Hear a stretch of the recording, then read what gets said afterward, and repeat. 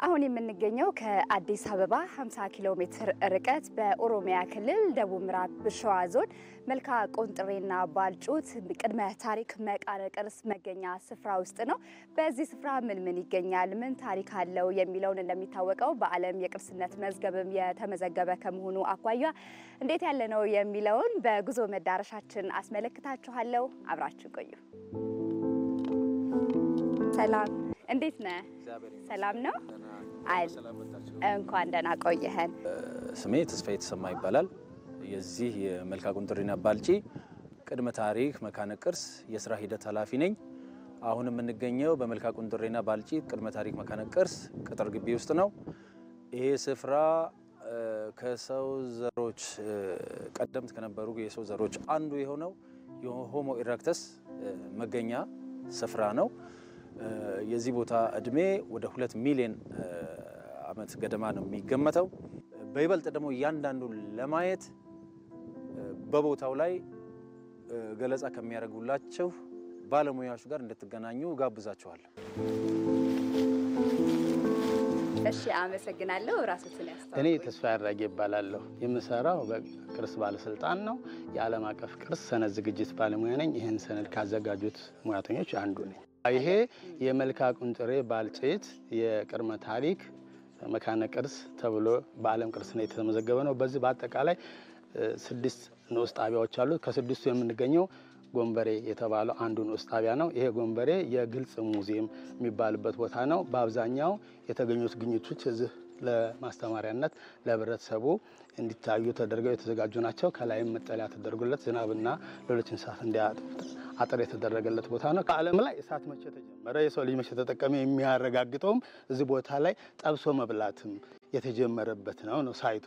ስለዚህ በርካታ ግኝቶች አሉ። እዚህ የምታያቸው አሁን የትልልቅ እንስሳት ነው። አሁን ይሄ አካባቢ ዛሬ ትልቁ ውሃ ስላልነበረ ጉማሬ ያለ አይመስልም፣ ግን በጥንት ጊዜ ውሃም ስለነበረ ጉማሬ ያለ የተለያዩ የእንስሳት አይነቶች በዚህ ቦታ ላይ ነበሩና ስለዚህ ይህንን ለህብረተሰቡ ማስተማሪያ እንዲሆን መጠለያ ተሰርቶለት አሁን ተማሪዎቻችን እዚህ የመጡ በንድፈ ሐሳብ የተማሩትን በተግባር እንዲያዩ ይደረጋል ማለት ነው። በተለይ የከፍተኛ ትምህርት ተቋማት የቅድመ ታሪክ የሚባለው ያንን ሲመራመሩ አርኪኦሎጂስቶች፣ ፓሌንቶሎጂስቶች እየመጡ ይሄን ያጠናሉ ማለት ነው።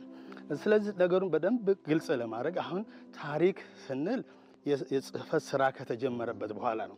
ስለዚህ የጽህፈት ስራ በግራፊንግ ይሁን በመሳለም ይሁን ከተጀመረ በኋላ መረጃ አለን። የሰው ልጅ በምን እንዲጠቀም ምን አይነት እንዳለፈ ችግሮች እንደተቋቋመ እንዴት ለአሁኑ እድገቱ እንደደረሰ የምናጠና ግን በቅድመ ታሪክ ይህን አይነት የተጻፈ ነገር ስለሌለ ይህን መረጃ የምናገኘው በሁለት ነገሮች ነው። አንድም በሰው ልጅ በአካሉ ነው። በአካሉ ማለት በጥርሱ በአጥንቱ ለምሳሌ አጥንቱም ጥርሱም የሰው ልጅ ይጠቀምበት በነበረው በአመጋገቡ ስለሚለይ በዚህ ዘመን ሰው ኑሯል።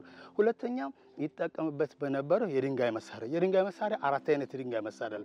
መጀመሪያ እንደማንኛውም በጣም ያልሰለጠነ ረጋ ሰራሽ ነው። በኋላ ግን በጣም የተሳሉ የሚያመቹ ልክ ዛሬ በትልልቅ ሆቴሎች እንደምናገኛቸው ቢላዎች አሉ። ለመቁረጫ፣ ለመላጫ፣ ለማደኛ፣ ለመፍለጫ ይጠቀሙበታል እና የድንጋይ ዘመን በዓለም ላይ የስልጣኔ መገለጫ ነው። ተመልካቾች በመልካ ቆንጥሬ የመካነ ቅርስ ስፍራ እያደረግን ያለነው ጉብኝት አሁንም እንደቀጠለ ነው። አሁን ደግሞ እዚህ ከኋላ እንደምትመለከቱት ቀደም ሲል ስንመለከታቸው የነበሩ ረጅም ዘመንን ያስቆጠሩ የተለያዩ ቅርሶች እንግዲህ በሙዚየሙ ቀርበዋል። እነሱም ደግሞ የምንመለከታቸው ነው የሚሆነው። አሁንም አብራችን ቆዩ። እዚህ ጋር የምናያቸው 600 ሺህ ዓመት እድሜ ያላቸው እነዚህም የድንጋይ መሳሪያዎች ናቸው። ኦልድ ዋን ከምንላቸው በጣም ሻርፕ የሆኑ ለአያያዝ ምቹ ሃንድ አክስ የምንላቸው የድንጋይ መሳሪያዎች ናቸው ማለት ነው። እዚህ የተለያዩ ሳይቶች ላይ ነው። ለምሳሌ ይሄኛው ጎንበሬ 3 ወይም ገርባ 3 የሚባል ሳይት ላይ የተገኙ የድንጋይ መሳሪያዎች ናቸው። እንግዲህ መልካ ቆንጥሬን ትንሽ ለየት የሚያደርገው ተከታታይ በተደረገው ጥናት ካልቸራል የሆኑ የድንጋይ መሳሪያዎች የተለያየ እድሜ ያላቸው ለምሳሌ ከ40 ሺህ እስከ 2 ሚሊዮን ዓመት እድሜ ያላቸው የድንጋይ መሳሪያዎች ምናልባትም እንደ ሙያተኞች ሞዴል የአርኪኦሎጂካል ስፔሻሊ ለአፍሪካን አርኪኦሎጂ ሞዴል ሊሆን የሚችል ሳይት እንደሆነ ይነገራል ማለት ነው። የጉማሬ ቅሪቶች ናቸው እዚህ ውስጥ የምናያቸው በብዛት የታችኛው መንጋጋ፣ የጀርባ አጥንቶች እና የሰው ልጅ የጭንቅላት ስብርባሪ። ተመራማሪዎች ከጣሊያን ከስፔን በፊት ደግሞ ከፈረንሳይ እዚህ ጋር መጥተው ጥናትና ምርምራቸውን ያደርጋሉ። ተማሪዎችን መጥተው ትምህርታቸውን አፕግሬድ የሚያደርጉበት እስከ ዶክተር ድረስ የደረሱ የውጭ ሀገር ተመራማሪዎች እዚህ ያሉ። እንደውም እኛ ሀገር እዚህ አጋጣሚ ለምፈልገው የኛ ሀገር ተመራማሪዎችም እዚህ ጋር መጥተው ትምህርታቸውንም አፕግሬድ ቢያደርጉበት ብዬ እመክራለሁ። ተመልካቾች በመልካ ቁንጥሬና ባልጩት የመካነ ቅርስ ስፍራ የቅርስ ግቢ ውስጥ እንግዲህ የነበረን ቆይታ ይህን ይመስላል። በሌላ የጉዞ መዳረሻ እንገናኛለን። ሰላም ጊዜ